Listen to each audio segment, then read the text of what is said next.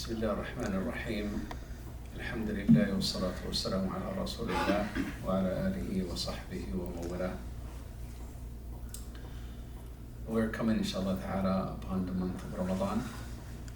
So Allah subhanahu wa ta'ala yuballighana wa iyyakum. Ask Allah subhanahu wa ta'ala to include us amongst those who will be able to see and witness the month of Ramadan and the blessings of the month.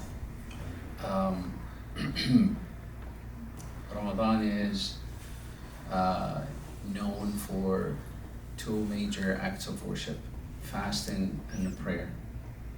And one of the aspects of the prayer is it has three different facets, and a lot of times we assume that we know pretty much everything there is to know about the prayer. But the more we learn, the more we come to find out that we need a lot more things to correct our practices. So inshallah subhanahu wa ta'ala, a few things I wanted to practically inshallah ta'ala demonstrate with the prayer. One is on the level of the intention and niyyah. The Prophet sallallahu alaihi wasallam made it a rule of thumb by saying innamal a'malu binniyat. Every single actions we do, they're determined by the intentions we attach to those actions. And when it comes to the prayer, it's a prerequisite. It's a condition for any prayer to channel it. Which category is your prayer going to fall under? Is it a nafil? Is it dhuhr? Is it asr? Are you praying in a congregation by yourself? Are you leading the prayer? Are you being led in the prayer? All of these are realities that your intention navigates and it decides at the end. So once all of these nuances are defined, then the intention is decided automatically. But decided by what? Is it by your heart or is it by your statement of the tongue? It is done by the heart. This is why the intention resides in the heart. النية محلها القلب. So, in other words, the mistake that so many people, just by habit or by tradition, they were taught to verbally announce exactly what is it that they're praying. Allahumma inni nawaitu an usalli al-asr. Oh Allah, I intend to pray asr. No. The intention is not verbalized, it is rather done by the heart, and that's that. It is left. Because the tongue, the statements, have their own category of obligations to being fulfilled, to be done. And that has to do with supplications, the takbir, the dua, so many things that they fall under the department and the obligations to be fulfilled by that tongue, by the statement. So it is very important, inshallah ta'ala, to remember that the intention is done by the heart. Also, the work of the heart is to be present in the prayer. الحضور في الصلاة غير الخشوع. الحضور, and that is for you to be present. Meaning, you give value to that space. In other words, the Prophet ﷺ says that the minute any human being starts praying, except that a shaitan by the name of khinzab comes in for one purpose, and that is to mess up your prayer. The minute you say Allahu Akbar and you are in the prayer, then all the thoughts start pouring in about this and that and that, and you drift everywhere except being present in that space and in that moment for the prayer. So being present is very important. Being present with the prayer, especially when the prayer, the essence of the prayer is for you to really benefit from it. You connected with Allah subhanahu wa ta'ala within that divine space that He invited you to. And then you're not even there, but you're going through the motions of the body and the tongue and all of these movements, and you go through all the process. And He says, sallallahu alaihi wasallam, Inna Allah لا يستجيب دعاء من قلب غافل لاهٍ. He says that a statement and a supplication made by a heart that is not present, heedless, it is somewhere else. Yet the statements are coming from the tongue. But the tongue is just a delivery and a representative of what should reside in the heart. And when the heart is actually heedless, what's the point of those statements of the tongue? So it is very important being present and being attentive to the prayer is very important. And one of the things, as we will come to see, is for you to be able to bring together all of the elements of the prayer. Bring all of the elements of the prayer together.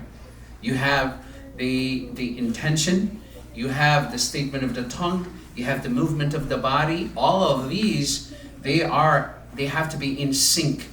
They have to be together, and that allows you to be present. But if your statements are in one world and your thoughts in another world and your body is just going through motions, it's missing that piece of presence.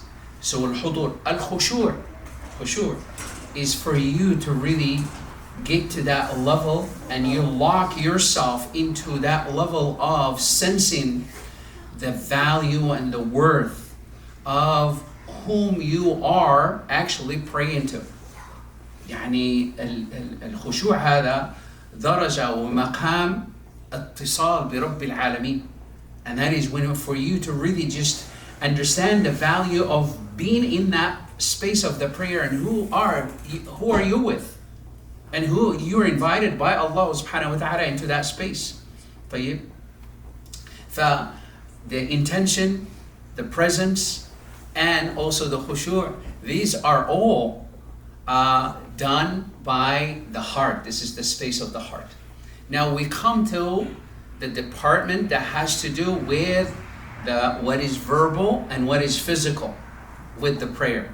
In other words, the body movement, al-hay'at, tusamma bil-hay'at, those body movement that you do, and the positions of the body, and also the statements of the tongue. First one is takbirat al-ihram. This is a statement of the tongue. And that is, first of all, physically, before you make takbirat al-ihram, physically, and this is all in sync. This is all coming together simultaneously, all happening together at the same time. And that is for you to face the qibla. Facing the qibla starts with your feet. How do you open your feet? Open it to the width of your shoulder, not too wide, not too narrow, but rather just to... The very first thing to pay attention to prior to starting the prayer is your position, and that is al-qiyam. And that is the standing position is for you to face the qibla, and to face the qibla is with your feet first of all open to the width of your shoulder, and then your toes needs to be straight towards the qibla, not open away from the qibla or inverted inside, rather straight. Your feet straight to the qibla and the width of your shoulder, and you will be standing comfortably.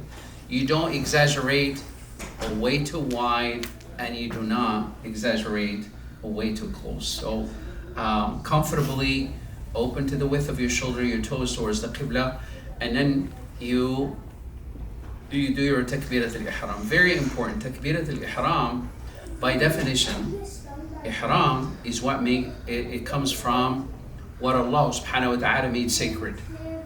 What Allah ta'ala made sacred is actually that space of the prayer you're walking into. This is when you say Allahu Akbar, it is this takbir is for what is sacred in front of you, and that is the prayer. فكل شيء جعله الله سبحانه وتعالى حرام, meaning مقدس, and that it is sacred, and the whole space of the prayer is sacred, and you're walking into it by saying Allahu Akbar, you're entering. Why is it important for you to understand this? Is because without it you're not inside that space. The way to access the space of the prayer is by you going through this takbir, Allahu Akbar. And then of course the takbir, it is tied with your intention that is done prior. And it is, whether that is, it is for a specific prayer, is it nafil, is it fard, is whatever it is already decided on the level of your intention, and then you follow it with that takbir, Allahu Akbar, and you walk into that space of the prayer. Very important that a lot of times if you are joining a congregation, and it happens often, and people wanted to catch the ruku'. The congregation is in ruku' and they rush and they just jump and say Allahu Akbar, and they start going through the whole prayer thinking that they haven't even gone into the prayer. Without takbirat al-ihram, your whole prayer is not even happening. You go in just through motions. So the takbirat al-ihram is extremely important to pay attention to. Allahu Akbar. And you raise your hand to the level of your earlobes with your palms towards the Qibla. Allahu Akbar. And as you bring them, you don't drop them all the way and then you raise them directly from as you go. Very important to pay attention to this. The palm of your left hand, this palm of your left hand goes over to your chest. Go over to your chest. And the chest area starts from the navel all the way to your neck. This is all chest area. So this is your neck. So you don't sit it right here. You can sit it here, here, here, here. Anywhere from the navel up to your neck. And flat, your left palm over your chest. And the right, you have 3 different ways of putting it over. Either you grab on to your wrist on the back of your palm, the left palm, wrist, back of your palm. You grab onto it. This is 1. 2, you don't grab onto anything. Rather just put your flat right palm over the back of your hand, wrist, forearm. All 3. So you have forearm, wrist, back of your palm. So, and you land it over. And you hold on to it. This is how. The third is for you to hold on or put it over your forearm instead. And sometimes if you have the line too tight, you can't. These are some of the positions that to be to be careful with. This. You see, you find people putting fingers over fingers, literally. This is not correct. You find it also people holding on to their elbows. This is not correct. You find people crossing arms like this. These are not correct. So ask if you don't know. It's very important. But the 3 different forms, as we said, either you hold on, grab onto wrist with the back hand, or put your palm over the back hand, wrist, and forearm. Or you hold on to the forearm. Whatever is comfortable. You recite Al-Fatiha. But prior to reciting Al-Fatiha, it's very important. We said there are 4 things before you start even reciting. 4 things to do. Takbirat al-Ihram, Allahu Akbar. Then you have what is known as Dua al-Istiftah, and this is the opening supplication for the prayer. Subhanakallahumma wa bihamdika wa tabarak asmuka wa ta'ala jadduka wa la ilaha ghayruk. This is, you're already in Allahu Akbar, and you went on. Or wajjahtu wajhi lilladhi fatara as-sama'. There are about 5 different forms of supplications for the opening supplication for the prayer. Memorize them. And this is a very good key and for you to be present in the prayer. يعني هذا مما يساعد على الحضور في الصلاة. And that is for you to keep alternating. If you memorize 5, every prayer you use a different one. Instead of being stuck doing the exact same one over and over, it becomes all mechanical after. So because you know it, you just go through the whole thing over and over and over and over, and before you know it, your mind drifts away. But if you have that alternation of supplications and dua, and as we will come to see, it'll help you to be present with the prayer inside the prayer. So First one is, after Takbirat Ihram, is the dua, opening dua for the prayer. The second, الاستعاذة, and that is the full version. At least you say أعوذ بالله من الشيطان الرجيم. But the full version that the Prophet ﷺ used to say is أعوذ بالله السميع العليم من الشيطان الرجيم من همزه ونفخه ونفثه. Memorize this. And you say, this is الاستعاذة. Then, بسم الله الرحمن الرحيم. And then you start reciting Al-Fatiha. Very important. So, Takbirat al-Ihram, Dua al-Istiftah, this is the opening supplication. The Ta'awudh, أعوذ بالله السميع العليم من الشيطان الرجيم من همزه ونفخه ونفثه. بسم الله الرحمن الرحيم. Then Surah Al-Fatiha. الحمد لله رب العالمين. All the way to ولا الضالين. طيب. You recite the Fatiha, you recite the surah, you're about to make ruku'. Very important to pay attention to ruku'. Your position remains as is. It has to stay, that your whole, from the waist down, it stays stationary. It does not move. The ruku' is done from the waist up. And that is for you to remain as is. Your palms go to your knees. Right there, they go to your knees. And without flexing or bending your elbow. Keep your elbow straight. And here's what you do. See, it's easy. It becomes so natural again. Allahu Akbar. And you raise your hand for the takbir.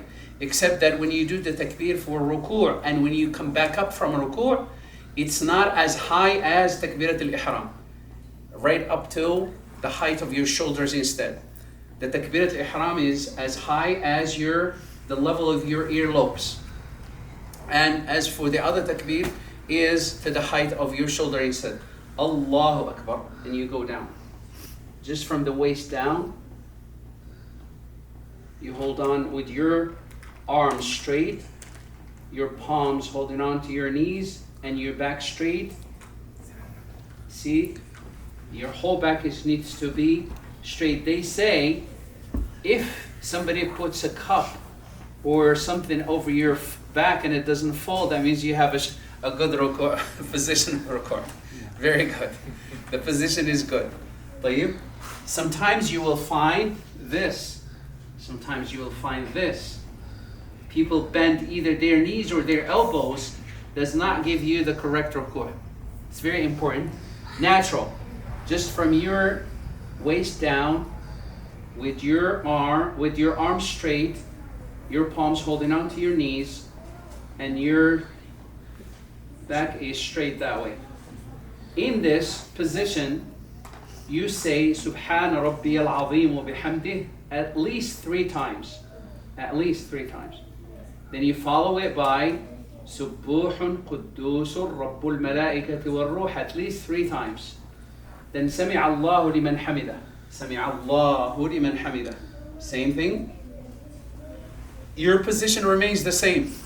Your feet stays towards the Qibla the whole time. Sami' Allahu liman hamida. And you don't go down straight. Very important. After you stand back up from ruku', Sami' Allahu liman hamida.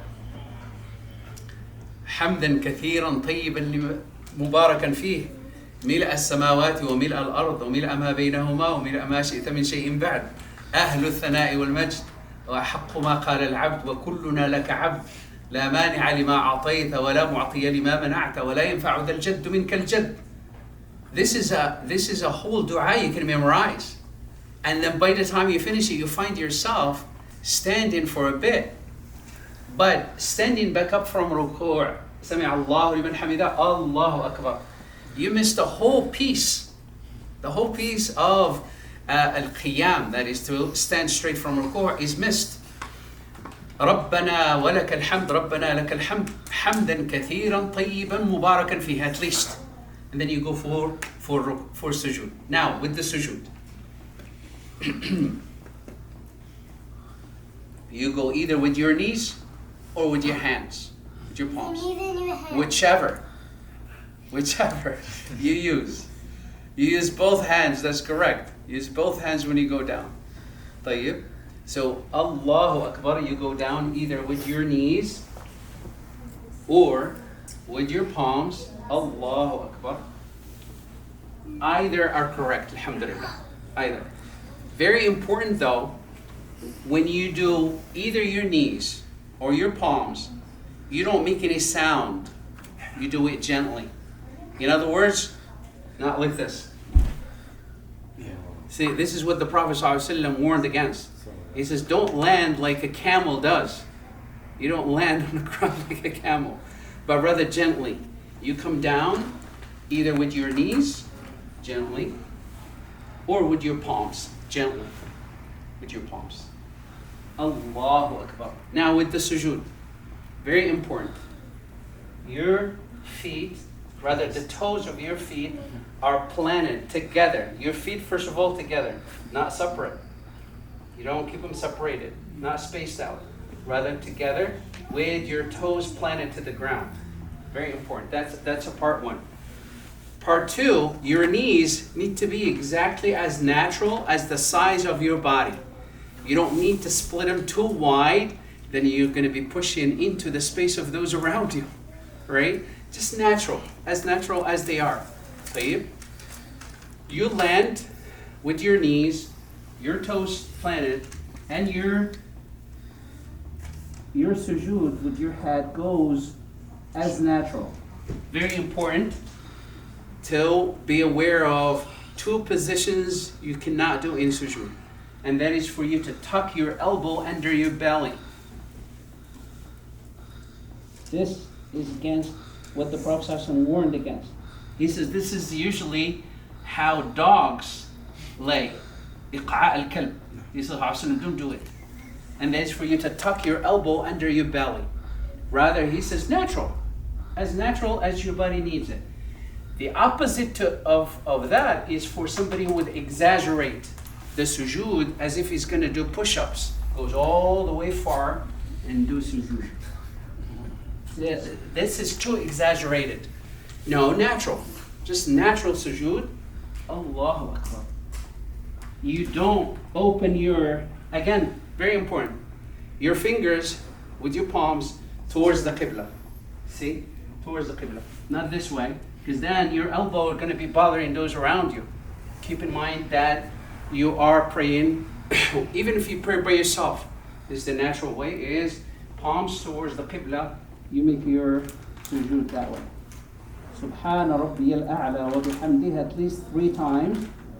And then you make your dua. This is the best place to make dua, is in sujood. When you're done with that, you come down to sit in between. Allahu Akbar. And you sit between the 2 sajdas. When you sit, you have 2 ways to sit. Either keep your toes the way they are, and you can sit on your feet that way, together. Or you keep this one planted and you sit on your left. This is also correct. What is, again, not good to do, is this way. Or stretch it to where you are invading the space of somebody else, either to your right or to your left. Very important. And you go back again to your sujood for the second time, same way. As you are about to go up from your first rak'ah, every time you wanted to go up, you can either put your weight on your palm and you could push up, meaning this way, and you push up and go up. Put your weight on your fist. This is the most common that the Prophet ﷺ used to do. Do your fists on the ground, put them, and your weight is on it, and you push up and you go back up. You can also, what is also part of that is to put your weight on your knees and you go up. And this is not an easy one to do unless you finish it for somebody who is really athletic. But see, the most common is the Prophet ﷺ used to make a fist and push on his fists to go up. Sallallahu alayhi wa sallam.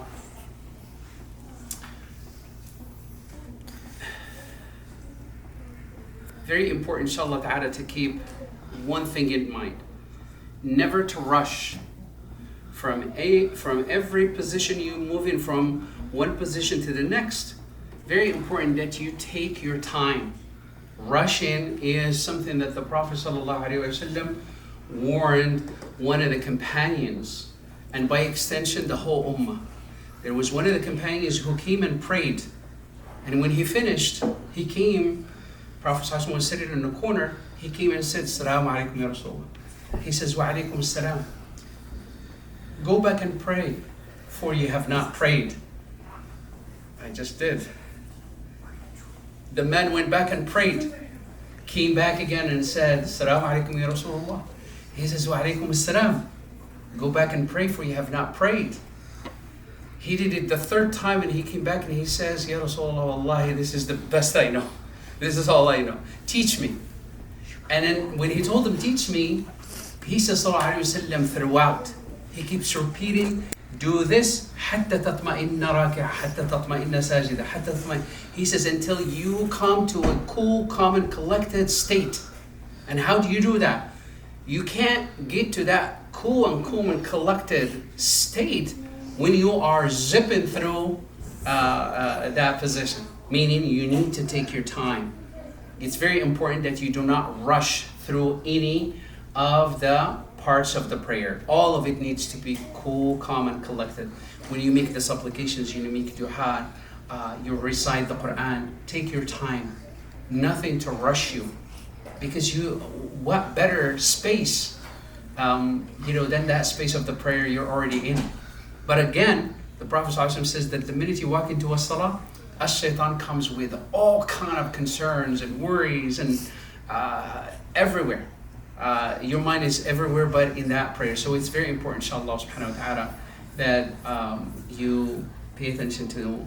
There's so much to cover about the prayer, but at least these very important elements, inshallah ta'ala, to pay attention to, inshallah ta'ala. If you already have them in mashallah down, that is a blessing from Allah subhanahu wa ta'ala. And if it is certain things that you need to rectify and fix, this is the time for us, especially we're coming on the month of Ramadan, the month of the prayer. And Allah subhanahu wa ta'ala, ask Allah subhanahu wa ta'ala to guide us to that which is pleasing to Him, inshallah. Tafadhal. Yes.